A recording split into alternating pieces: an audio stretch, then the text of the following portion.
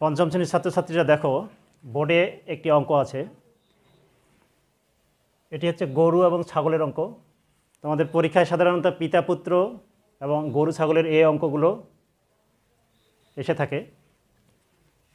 তোমাদের যেহেতু বৃত্তি পরীক্ষা আছে, বৃত্তি পরীক্ষা হবে, বৃত্তি পরীক্ষায় এই ধরনের অঙ্কগুলো খুবই দেয়। দেখি অঙ্কটি পড়ে দেখি, চলো। দুইটি গরু, তিনটি ছাগলের মূল্য একত্রে 45,080 টাকা। একটি ছাগলের মূল্য 4,560 টাকা। একটি গরুর মূল্য কত?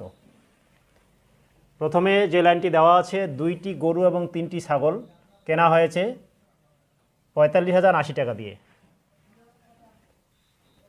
এখানে শুধুমাত্র একটি ছাগলের মূল্য দেওয়া আছে, তাহলে এখান থেকে হিসেব করে আমাদের গরুর মূল্যটি বের করতে হবে।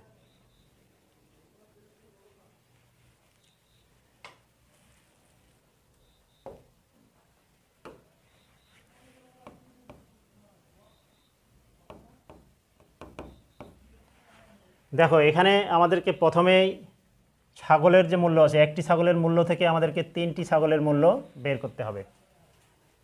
তাহলে এখানে দেওয়া আছে একটি ছাগলের মূল্য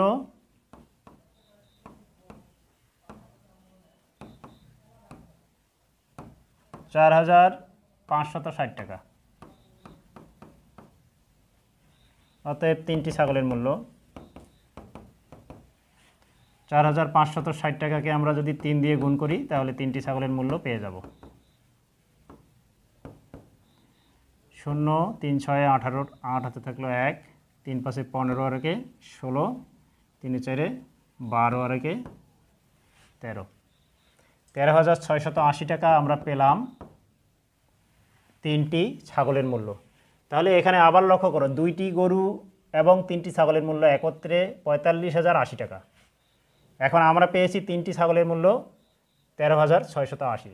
অর্থাৎ এখানে যে দুইটি গরু এবং তিনটি ছাগল একত্রে কেনা হয়েছে 45,080 টাকা দিয়ে, সেখান থেকে তিনটি ছাগলের মূল্য এই 13,680 যদি বিয়োগ দেওয়া হয়, তাহলে আমরা দুইটি গরুর মূল্য পেয়ে যাব।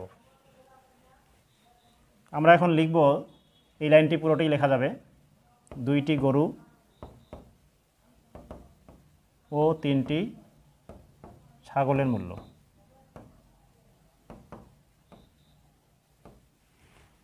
45,080 টাকা।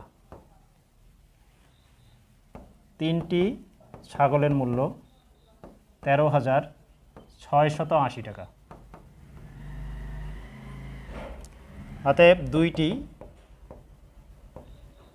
গরুর মূল্য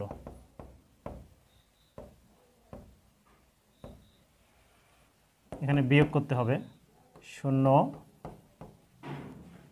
0, এখানে হবে 4, আচ্ছা এখানে হচ্ছে 1 এবং এখানে হচ্ছে 3। 31,400 টাকা হচ্ছে দুইটি গরুর মূল্য। এখান থেকে প্রতিটি গরুর মূল্য বের করতে গেলে, অর্থাৎ একটি গরুর মূল্য বের করতে গেলে আমাদেরকে কি 2 ভাগ করলেই হয়ে যাবে। অতএব একটি গরুর মূল্য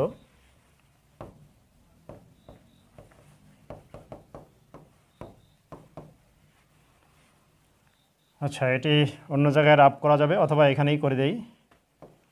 1, 5 দুগুণে 10, 7 দুগুণে 14, 0, 0, 15,700। তাহলে আমরা পেলাম, সুতরাং